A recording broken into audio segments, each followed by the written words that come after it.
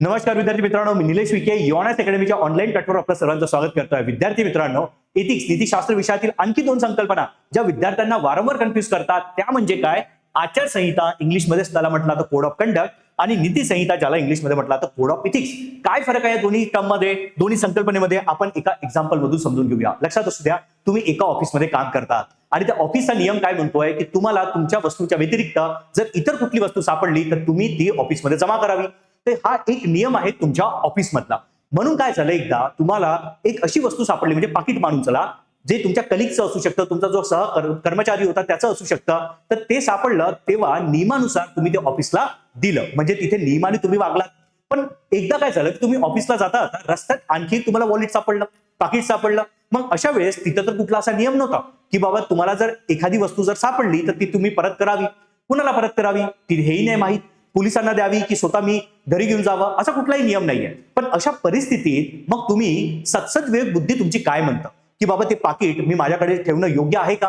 किंवा मग ते पाकिट कुठल्या तरी एक जे काही महत्वाची अशी ऑथॉरिटी आहे, संस्था आहे, त्यांना देऊन आपण काय करूया, त्याचा शोध घेऊया, म्हणजेच काय आपलं पोलीस स्टेशन.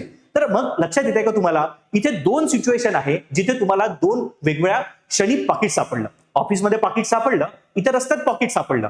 आणि इथे नियम होता की समजा तुमच्या वस्तूच्या व्यतिरिक्त जर कुठला वस्तू जर तुम्हाला सापडली ती ऑफिसमध्ये जमा करावी. इथे कुठला असा नियम नव्हता, कारण ती रस्त्यात सापडलेलं होतं. मग याच नियमाचं असणे किंवा नसणे यातनच या दोन संकल्पना आलेल्या आहेत. जिथे नियम असतात आणि नियमानुसार तुम्हाला वागणे अपेक्षित असतं त्यालाच म्हटलं जातं आचारसंहिता, कोड ऑफ कंडक्ट.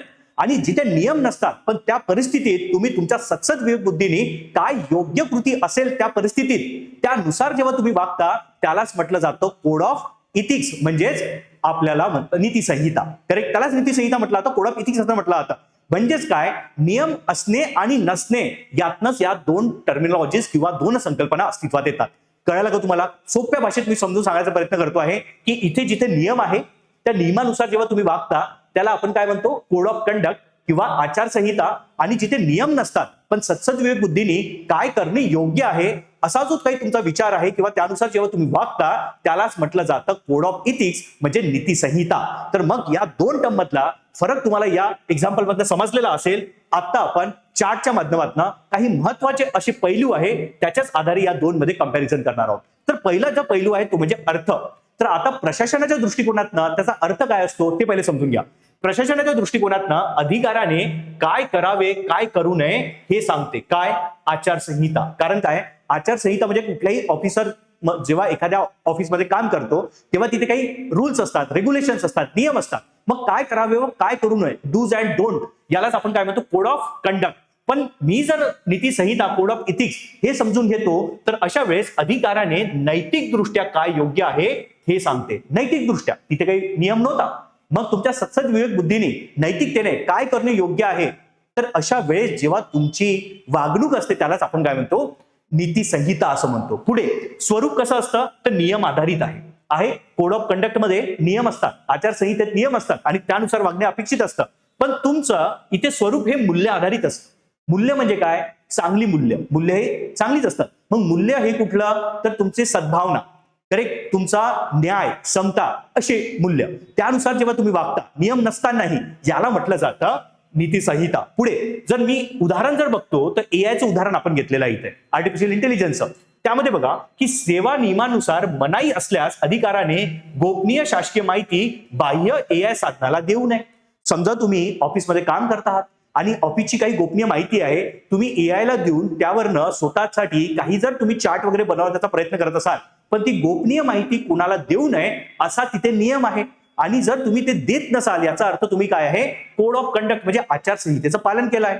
पण समजा जर तुम्ही दिली तर, म्हणजेच नियमाच्या विरुद्ध जाऊन दिली तर तुम्ही कोड ऑफ कंडक्टचं पालन केलं नाही असा त्याचा अर्थ होईल. आता दुसरं इथे जर बघितलं नीती संहितेच्या अंतर्गत, इथे बघा तांत्रिक दृष्ट्या परवानगी असली तरी अधिकारी विचार करतो की यामुळे नागरिकांच्या गोपनीयतेला किंवा समानतेला धोका निर्माण होईल.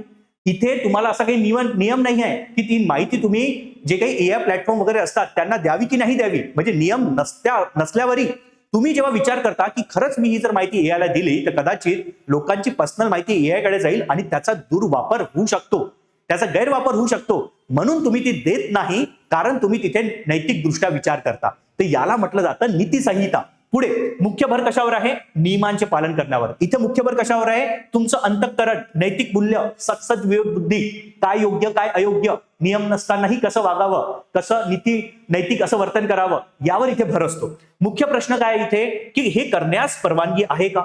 नियमाने परवानगी आहे का? कारण हे नियम आधारित असतं. इथे काय प्रश्न असतो? हे करणे योग्य आहे का? नियम नसतानाही मी ते करावे की नाही करावं? करेक्ट. तर हा प्रश्न आपला कशात असतो? नीती संहितेत असतो. पुढे आधार कशाचा आहे? कायद्याचा आधार, नियमांचा आधार, विनिमय, शासकीय सूचना, या सर्वांच्या आधारे तुम्ही तुमचं वागणूक, तुमचं कोड ऑफ कंडक्ट हे डिसाईड करता.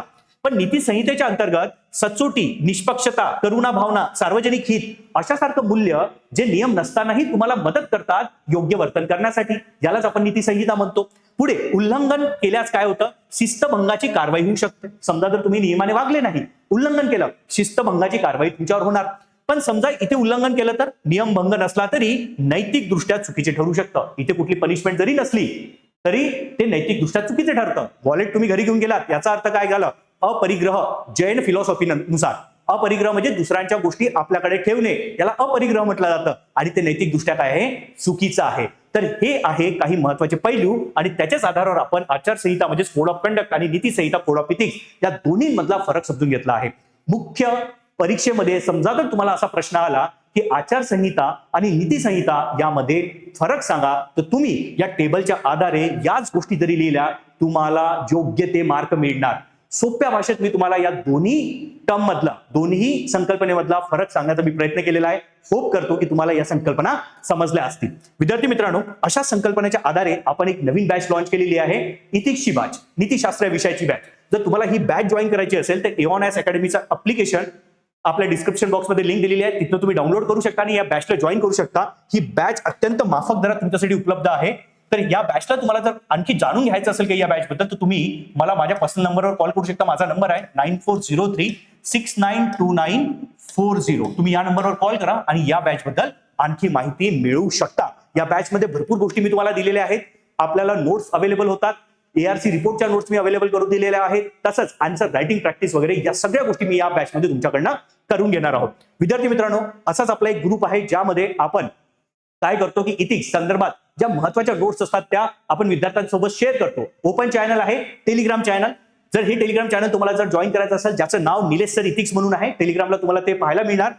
तुम्हाला जर जॉईन करायचं असेल तर हा व्हिडिओ पॉज करा आणि या QR ला स्कॅन करून तुम्ही चॅनल जॉईन करू शकता. तसंच विद्यार्थी मित्रांनो, इतर जर विषयांच्या माहितीसाठी तुम्हाला जर आणखी काही जाणून घ्यायचं असेल किंवा आणखी जर तुम्हाला नोट्स वगैरे पाहिजे असतील तर आपलं MPSCचं एओन अकॅडमीचं चॅनल आहे, त्यालाही जॉईन करायचं असेल तर या व्हिडिओला पॉज करा आणि या QR ला स्कॅन करून तो ग्रुप तुम्ही जॉईन करू शकता, MPSC एओन म्हणून. आशा करतो तुम्हाला या दोन्ही ज्या टर्म्स होत्या, ज्या संकल्पना होत्या, त्या समजलेल्या असतील. तुमचं कुठलंच कन्फ्युजन राहिलं नसेल. अशाच व्हिडिओसाठी तुम्ही आपल्या चॅनलला सबस्क्राईब करा, या व्हिडिओला लाईक करा, शेअर करा, तुमच्या मित्रमैत्रिणींपर्यंत पोहोचवा. धन्यवाद मित्रांनो. आपण पुढे आणखी अशाच एका नवीन संकल्पनेसोबत तुमच्यासोबत येणार आहोत. तर तुम्ही या व्हिडिओला लाईक करून जास्तीत जास्त विद्यार्थ्यांपर्यंत पोहोचवण्यास मदत करा. धन्यवाद विद्यार्थी मित्रांनो.